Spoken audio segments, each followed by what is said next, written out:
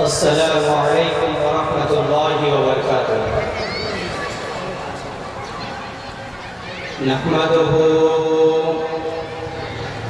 نحمده ونستعينه ونستغفره ونؤمن به ونتوكل عليه ونعوذ بالله من شرور أنفسنا ومن سيئات أعمالنا.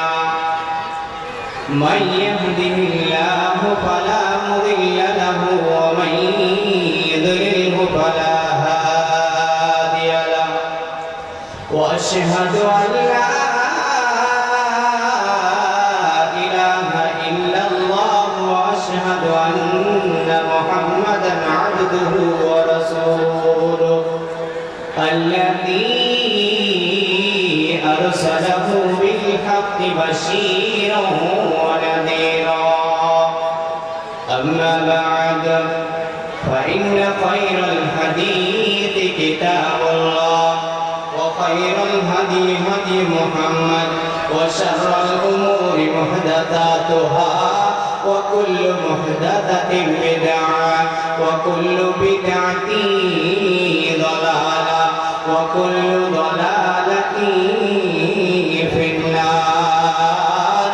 أعوذ بالله من الشيطان الرجيم. بسم الله الرحمن الرحيم. يا أيها الذين آمنوا ادخلوا في السلم كافة. وقال النبي صلى الله عليه وسلم لو تكونون بعدي كما تكونون عندي إلى صاففكم الملائكة على فروشكم. ধন্য হালাতি ভবনাজ নবীরা গমনি নবী কুলে শ্রীরামনি এলেনে ভুবনি. ধন্য হালাতি ভবনাজ নবীরা গমনি নবী কুলের শ্রীরামনি এলেনে ভুবনি.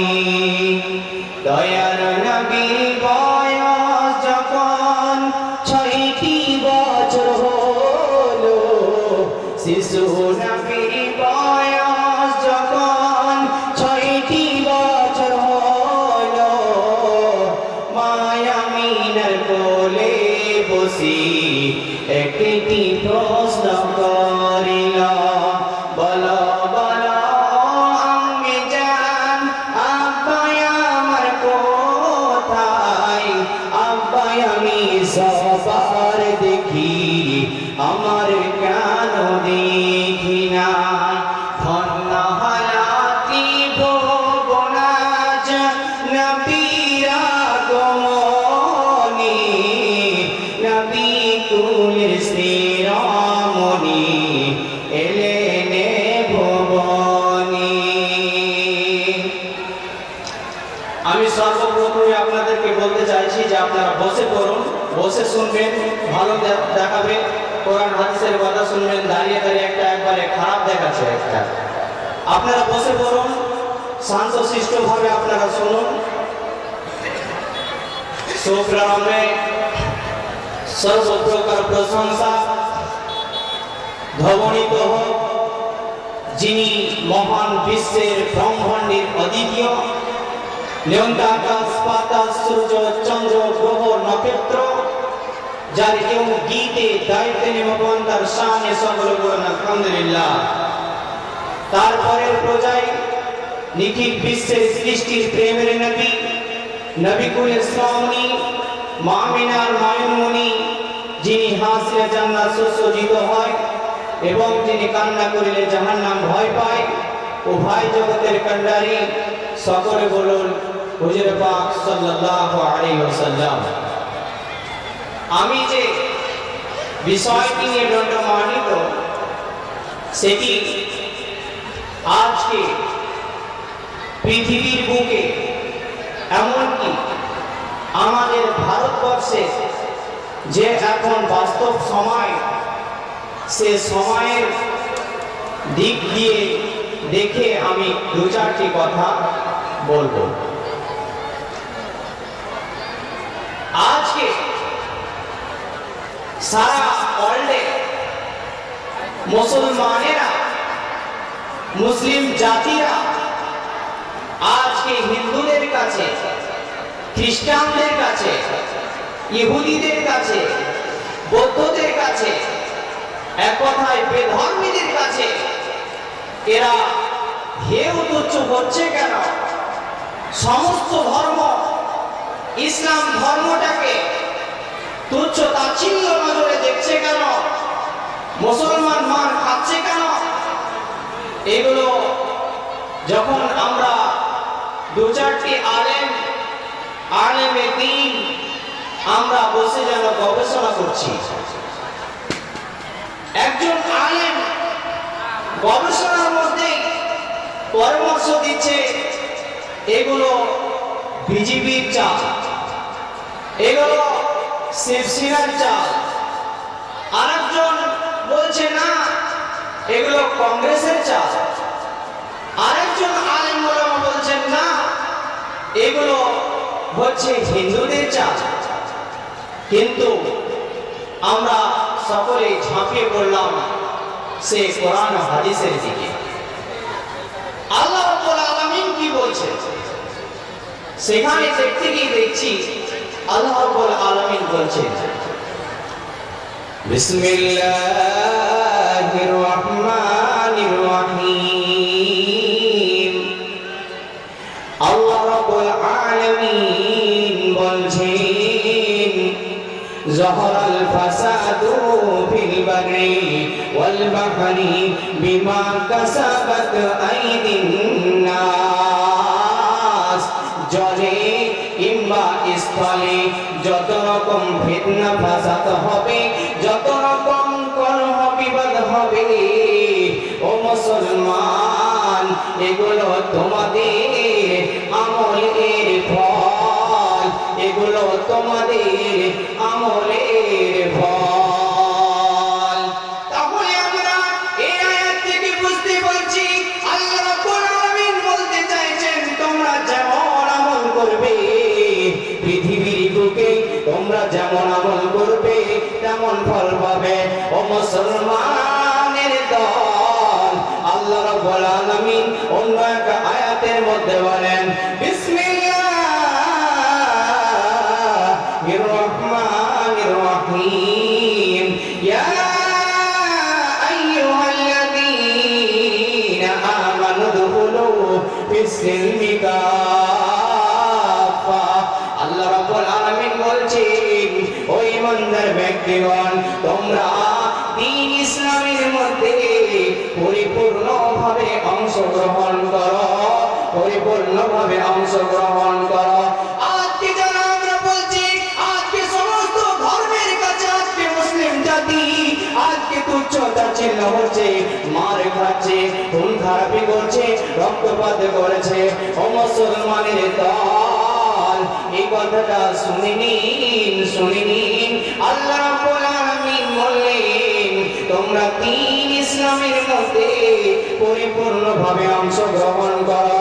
যখনই তোমরা পরিপূর্ণভাবে ঈমান আনবে, যখনই তোমরা দ্বীন ইসলামের মধ্যে পরিপূর্ণভাবে অংশগ্রহণ করবে, তখন তোমার চলাটা ইসলামী তরিকায় হবে, তখন তোমার বসাটা ইসলামী তরিকায় হবে, তখন তোমার মানুষের সাথে ব্যবহারটা, আচার আচরণটা সমস্ত কিছু ইসলামী তরিকায় হবে। আর যখন তুমি ইসলামী তরিকায় কোনো কাজ করতে যাবে, সমস্ত কাজ যখন ইসলামী তরিকায় করবে, তখন তোমাকে কোনো হিন্দু হোক না কেন, কোনো বেধর্মী তোমাকে আঙুল দেখে কথা বলতে পারবে না, কথা বলতে পারবে না। আজকে আমরা এই বেশি রয়েছে। তাহলে গবেষণার মধ্য থেকে কি পাওয়া যাচ্ছে যে মুসলমান সর্বপ্রথমে কমজোর রয়েছে এদিক থেকে যে তারা ইসলামে থাকা অবস্থায় ইসলামকে মানছে না, ইসলামকে তারাই আগে তুচ্ছ-তাচ্ছিল্য করছে। আজকে দেখুন ওয়াকফ সম্পত্তি লুট করবার জন্য সময় সংকীর্ণ, তাই আমি ওয়াকফ সম্পর্কে আপনাদের কাছে কিছু কথা বলে আমি শেষ করব। আজকে দেখুন, আজকে আমরা কোরআন ছেড়েছি বলে, আজকে মসজিদ ছেড়েছি বলে, আজকে আমরা সালাত নামক জিনিসটাকে ছেড়েছি বলে, আজকে আমাদের মধ্য থেকে ঈমান চলে গেছে বলে আজকে মুসলমান আমরা সকলেই যেন ঘুমিয়ে রয়েছি। আর বেঈমান কাফের মুশরিক সে আমাদের কলিজায় হাত দিয়েছে। আজকে আজও আমরা না জানা হয়ে রয়েছি, আজও আমরা ঘুমিয়ে রয়েছি। ওয়াকফ সম্পত্তি কি জানেন? ওয়াকফ সম্পত্তি মানে হচ্ছে আল্লাহর রাস্তায় দান করে দেওয়া, আল্লাহকে খুশি করার জন্য, আল্লাহকে রাজি করবার জন্য যে সম্পত্তি আল্লাহর রাস্তায় দান করা হয়, মসজিদে দান করা হয়, ঈদগাহ ময়দানে দান করা হয়, কবরস্থানে দান করা হয়, এই সম্পত্তিগুলোই হচ্ছে ওয়াকফ সম্পত্তি। আজকে আমাদের ভারত সরকার এই সম্পত্তিকে দখল করবার জন্য, আজকে আমাদের ভারত সরকার এই সমস্ত সম্পত্তিকে নিজের আয়ত্তে নেবার জন্য আজকে বিল পাস করাচ্ছে। আর লড়াই করছে তো এই মৌলবি মাওলানারা করছে, আজকে লড়াই করছে তো করছে মৌলবি মাওলানারাই করছে, আজকে লড়াই করছে তো করছে তারাই। যারা দেশ স্বাধীন করার জন্য লড়াই করেছিল তো সর্বপ্রথমে মৌলবি মাওলানারাই করেছিল। আজকে আমরা তাদেরকেই, আজকে ইসলাম ধর্মে থাকার সত্ত্বেও, আমার আপনার মতো মুসলমান থাকার সত্ত্বেও এই মৌলবি মোল্লাদেরকে, তালিবে ইলমদেরকে আমরা খারাপ নজরে তাকাই, তাদেরকে আমরা তুচ্ছ-তাচ্ছিল্য করি। এই মুসলমান, তুমি সর্বপ্রথমে নবীর কলিজায় হাত দিচ্ছ বলে তোমার কলিজায় মুশরিক বেঈমানেরা কাফেররা তোমার কলিজায় হাত দিচ্ছে, তুমি আজও ঘুমিয়ে রয়েছো।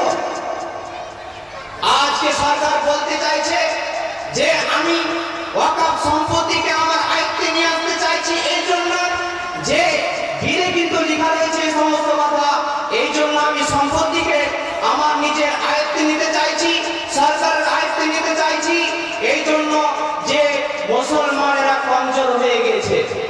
আজকে মুসলমান মুশরিকদের মুখ থেকে এই কথা শুনছেন, লজ্জা হয়। এক গ্লাস পানিতে ডুবে যে মরে যাওয়া উচিত, এই কথা মুশরিক বলে আপনাদের সম্পত্তি করে যায় হাত ধরে নিতে চাইছে।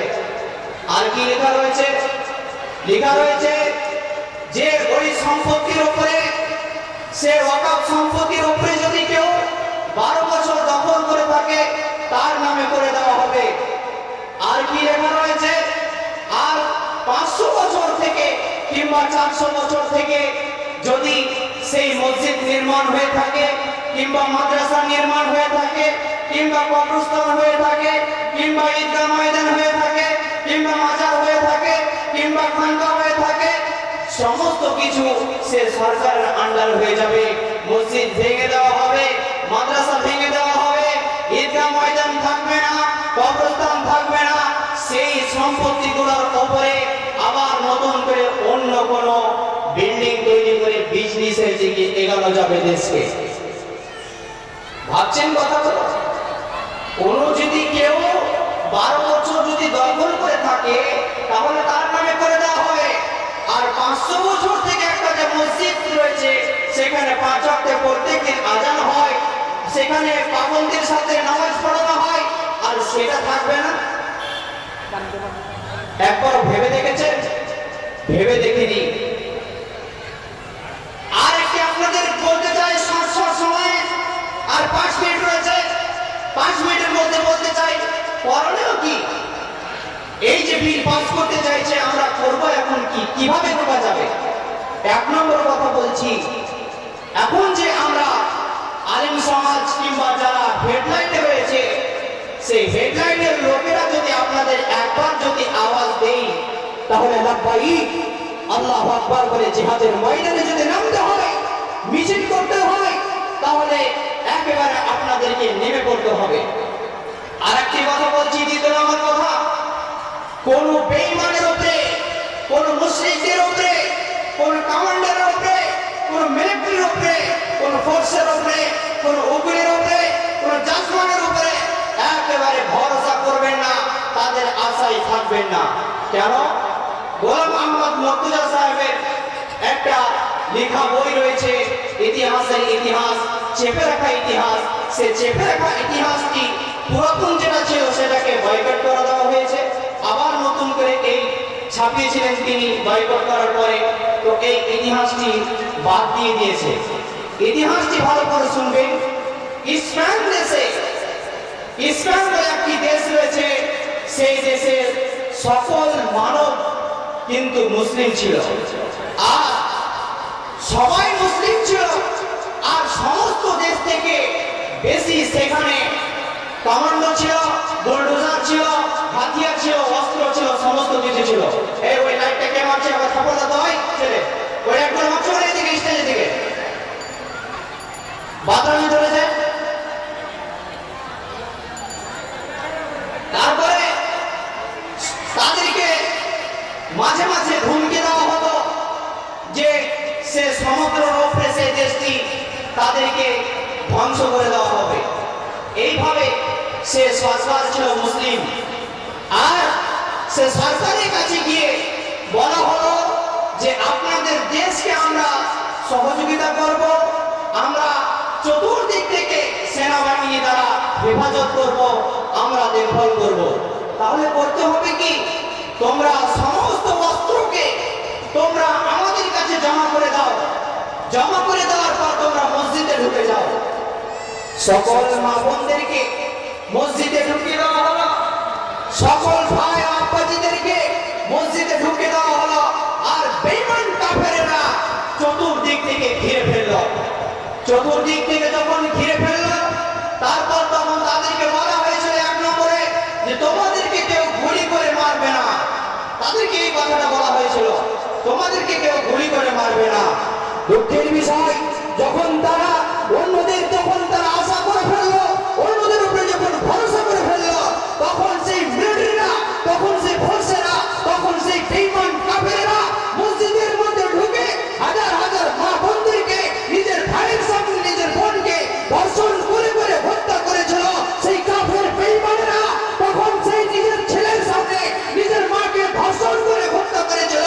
সেই দিনটাতে এত অত্যাচার করেছিল, এত অন্যায় করেছিল, এত রক্তপাত করেছিল, একটাই কারণ হচ্ছে তারা অন্যদের উপরে ভরসা করেছিল, আল্লাহর উপরে না ভরসা করে সেই মিলিটারি ফোর্সের উপরে ভরসা করেছিল।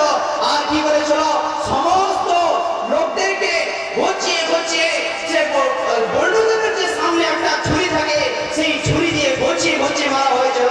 তখন তারা বলেছিল, ভাই তোমরা তো আমাদেরকে মারবে না বলেছিলে, তোমাদেরকে তো আমরা বিশ্বাস করেছি, আর বিশ্বাস করি তো আমাদের সমস্ত অস্ত্রকে তোমাদের কাছে দিয়ে দিয়েছি, তারপরে কোনো মারছো?